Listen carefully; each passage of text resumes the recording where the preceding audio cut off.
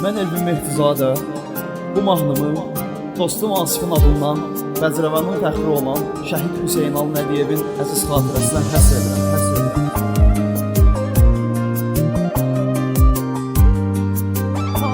Hüseynal Nəbiyev Bəqərə surəsini açsın, kimin nam sahibidir? Şəhid haqqında Xuda böyle kəlam sahibidir. O şəhadət ilə cənnətdə məqam sahibidir. Sizə bəs söyləmin hanı Hüseynal Nəbiyev? O şəhadət ilə cənnətdə məqam sahibidir. Sizə bəs söyləmin hanı Hüseynal Nəbiyev? Hanı Hüseynal Nəbiyev? Vətən uğrunda verib canı Hüseynal Nəbiyev. Qazanıb cənnət rizvanı Hüseynal Nəbiyev. Vətən uğrunda verib canı Hüseynal Nəbiyev. Qazanıb cənnət rizvanı Hüseynal Nəbiyev.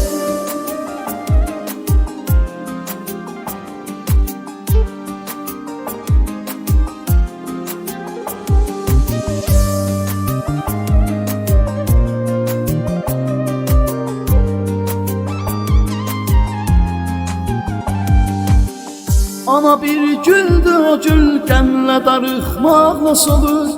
Ata bildirməsə də həyatdan içdən yorulur. Ki əzizlərini ziyarət ilə yad etsin olur. Evinin hər gecə mehmanı Hüseynal Nəbiyev. Ki əzizlərini ziyarət ilə yad etsin olur. Evinin her gece mehmanı Hüseynal Nəbiyev. Manı Hüseynal Nəbiyev.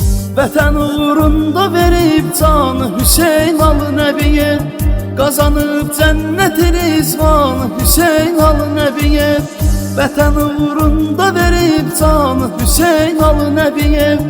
Qazanıb cənnət rizvanı Hüseynal Nəbiyev.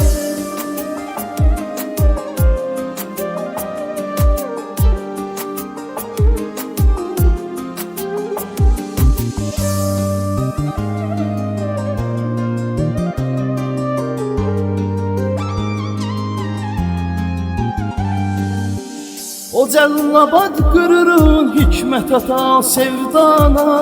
Belə mərdana oğul bəxş eləyiblər cahana. O sənin camalın uğrundur saçın bəzrəvana. Bürüyür hər tərəf əryanı Hüseynal Nəbiyev. O sənin camalın uğrundur saçır bəzrəvana. Bürüyür hər tərəf əryanı Hüseynal Nəbiyev.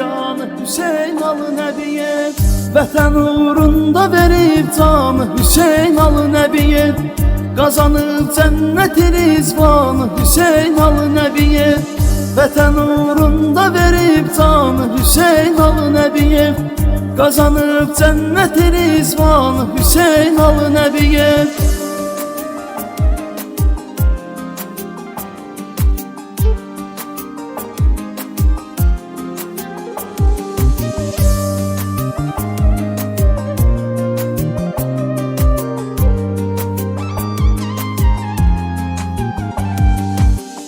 Hər əməl üçün bəşər iqbada hesabət verəcək.